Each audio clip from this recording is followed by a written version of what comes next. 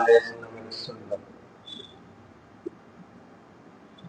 আল্লাহ রাসূল সাল্লাল্লাহু আলাইহি ওয়াসাল্লাম এই কবর জিয়ারতের বিষয়ে প্রথমে ইসলামের প্রাথমিক জমানায় তখনও পুরো আরবে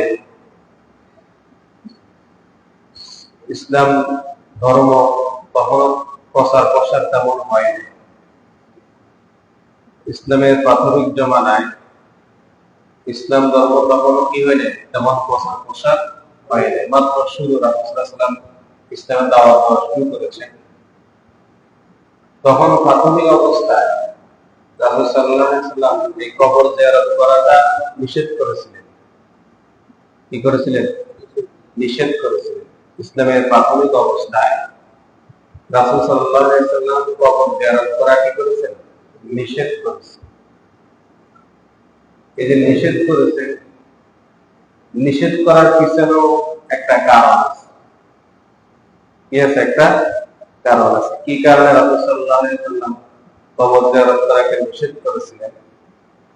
রাসূল সাল্লাল্লাহু আলাইহি ওয়াসাল্লাম যে কবর জিয়ারতকে নিষেধ করেছিলেন, এই প্রসঙ্গে হাদিস আছে।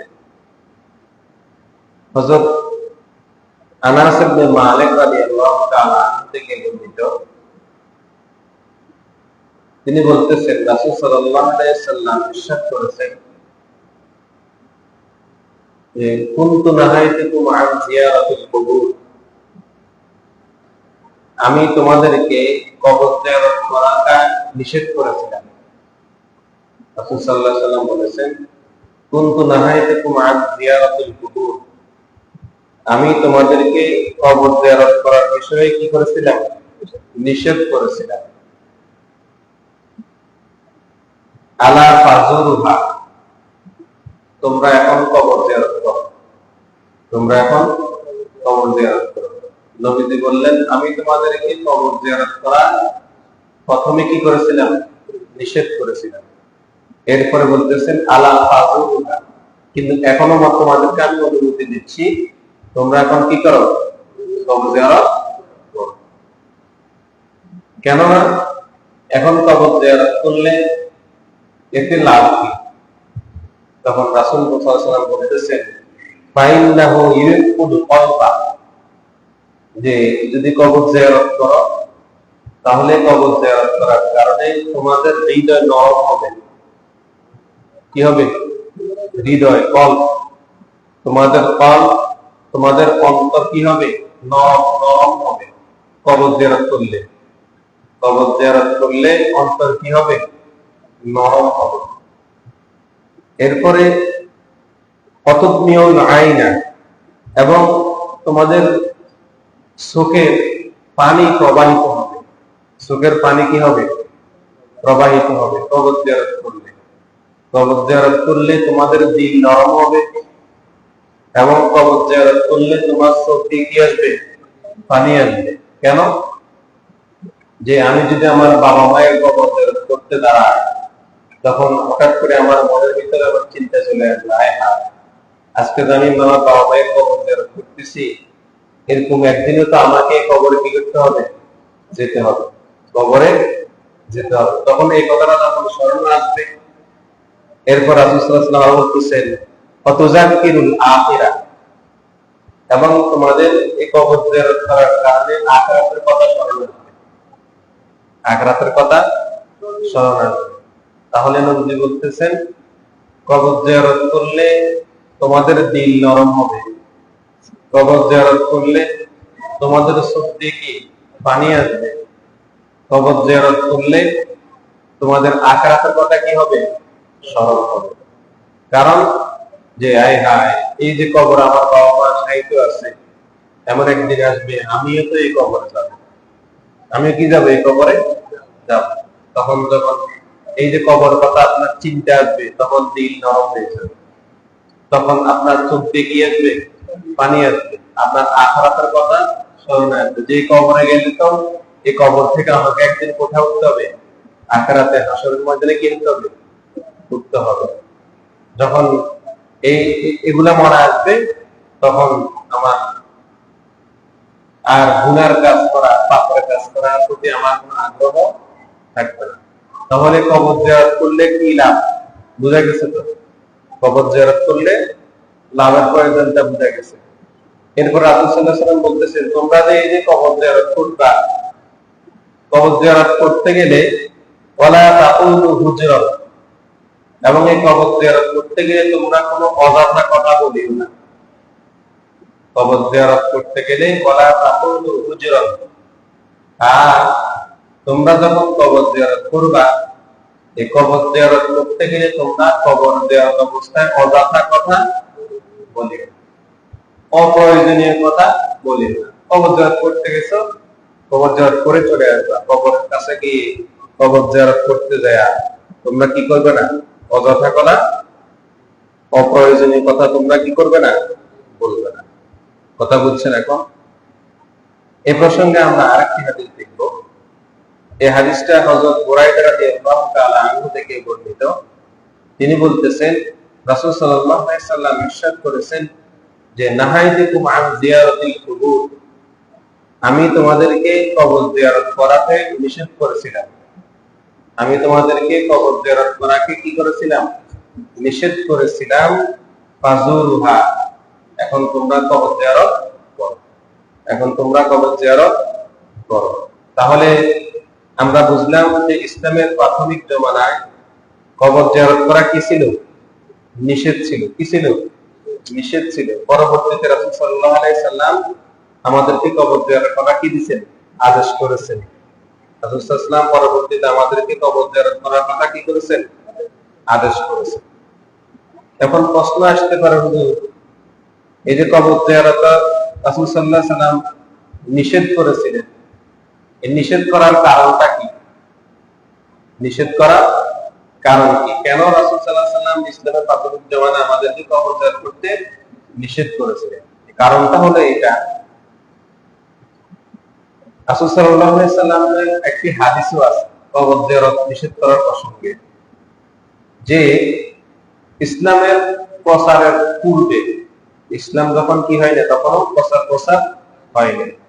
ইসলাম প্রচার করার পূর্বে জাহিলিয়াতের যুগে তখন বিভিন্ন যারা লোক আছে কাফের মুশরিকরা, এরা সবসময় কুফরি এবং শিরকের কাজে কি থাকতো? লিপ্ত থাকতো। কাফের মুশরিকরা শিরক এবং কুফরি কাজে কি থাকতো? লিপ্ত থাকতো। কথা বুঝছেন এখন? এই যে শিরক এবং কুফরির কাজে লিপ্ত থাকতো, তাহারা এই শিরক করতে যায়, তাহারা কবরকে সিজদা করত। কবরকে কি করত? সিজদা করত। কাফের মুশরিকরা তখন তারা কবরকে কি করত? সিজদা করত।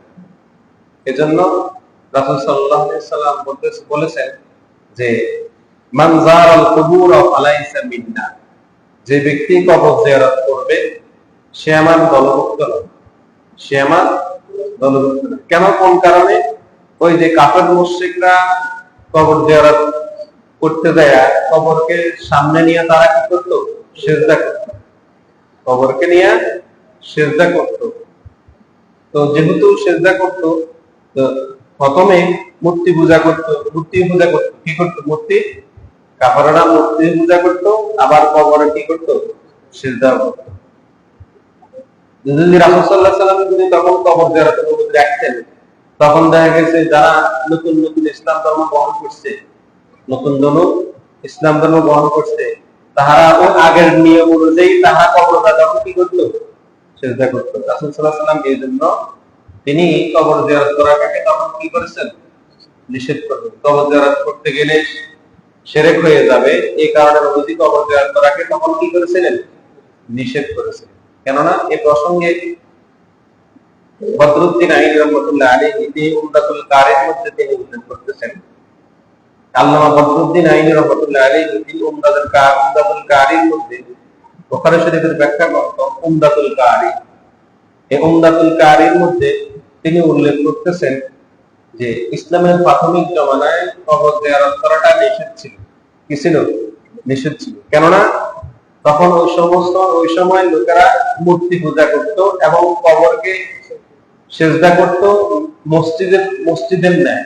মসজিদ বানিয়ে ফেলতো, মসজিদ বানিয়ে ফেলতো। কেননা রাসূল সাল্লাল্লাহু আলাইহি ওয়াসাল্লামের একটি হাদিস আছে যে লা তাত্তাখিযুল কুবুরা মাসাজিদ, লা তাত্তাখিযুল কুবুরা মাসাজিদ, তোমরা কবরকে মসজিদ বানিও না, তোমরা কবরকে কি বানিও না, মসজিদ বানিও না। লা তাত্তাখিযুল কুবুরা মাসাজিদ, তোমরা কবরকে মসজিদ বানিও না। কবর মসজিদ না, কবর কি না, কখনো মসজিদ হতে পারে না। ওই যে আগের যে নিয়ম ছিল তাহারা ওই নিয়ম অনুযায়ী হয়তো দেখা গেছে অনেকে কবরে কি করতো, সিজদা করে ফেলতো। মসজিদের সিজদা তো কোথাও হবে, মসজিদে, কোথাও হবে, মসজিদে। তো তারা কবরকে মসজিদের জায়গা মতো বানিয়ে ফেলতো। এজন্য যখন রাসূল সাল্লাল্লাহু আলাইহি ওয়াসাল্লাম যখন ইসলামের নৈতিকতা, তাওহীদ, রিসালাত, ঈমানের দৃঢ়তা যখন সাহাবীদের মনে আসছে, নবীজি যখন ইসলামের পূর্ণাঙ্গ বিষয় যখন সাহাবীদেরকে তুলে ধরছেন, প্রচার করতে করতে করতে করতে করতে যখন ইসলামের মূল ভিত্তি, মূল বিশ্বাস, মূল আকীদা যখন সাহাবীদের মাঝে কি হয়ে গেল, প্রচার হয়ে গেল, তখন বুঝতে পারলো যে এখন যদি আমরা কবর জিয়ারত করতে যাই, যদি আমরা সিজদা দিতে যাই, তাহলে এটা আমাদের কুফরি হবে। কি হবে, কুফরি হবে। এটা যখন সাহাবীরা কি করতে পারলো, বুঝতে পারলো, প্রথম নতুন নতুন যারা সাহাবী, যখন চতুর্দিকে প্রচার হয়ে গেল যে না, এখন সকলে ইসলাম সম্পর্কে কি আছে, ধারণা আছে, এখন আর কেউ সরাসরি সিজদা করবে না, এখন আর কেউ সরাসরি শিরক করবে না, এখন আর কেউ সরাসরি কুফরি করবে না। যখন রাসূল সাল্লাল্লাহু আলাইহি ওয়াসাল্লাম দেখলেন যে না, এখন কবর জিয়ারত করতে গেলে কোনো অসুবিধা নাই, এখন কবর জিয়ারত করতে গেলে কি কোনো অসুবিধা নাই, কারণ এখন কবর জিয়ারত করতে গেলে আর শিরক হবে না, এখন কবর জিয়ারত করতে গেলে এখন আর কুফরি হবে না। এই দিক যখন এইটা বুঝতে পারলেন, তখন এবার আল্লাহ রাসূল সাল্লাল্লাহু আলাইহি ওয়াসাল্লাম এবার বললেন যে কুনতু নাহাইতুকুম আন জিয়ারাতিল কুবুর, আমি তোমাদেরকে কবর জিয়ারত করা নিষেধ করেছিলাম এই কারণে, শিরকি কুফরের কারণে আমি তোমাদেরকে কবর জিয়ারত করা কি করেছিলাম, নিষেধ করেছিলাম। ফাজুরুহা, এখন তোমরা কবর জিয়ারত করতে পারো, কারণ এখন আর শিরকের কুফরের কোনো সম্ভাবনা নাই। এই কারণে নবীজি কবর জিয়ারত করা কি করেছিলেন, নিষেধ করেছিলেন। এটা হাদিস, এটা কি হাদিস, এটা আমাদেরকে বিশ্বাস রাখতে হবে, এটা আসলের হাদিস, এটা আসলের কি হাদিস, এটা আমাদেরকে কি রাখতে হবে, বিশ্বাস রাখতে হবে। আর এখন যে আমরা কবর জিয়ারত করি, এটা রাসূলের সুন্নাত, এটা রাসূলের কি সুন্নাত, তাই আমরা কবর জিয়ারত করি, এটা রাসূলের একটা আমল, এই আমলটা এখন আমরা করি, এই আমলটা আমরা এখন কি করি। রাসূল সাল্লাল্লাহু আলাইহি ওয়াসাল্লাম যখন কবর জিয়ারতের আদেশ দিয়ে দিলেন, এরপর থেকে রাসূল সাল্লাল্লাহু আলাইহি ওয়াসাল্লাম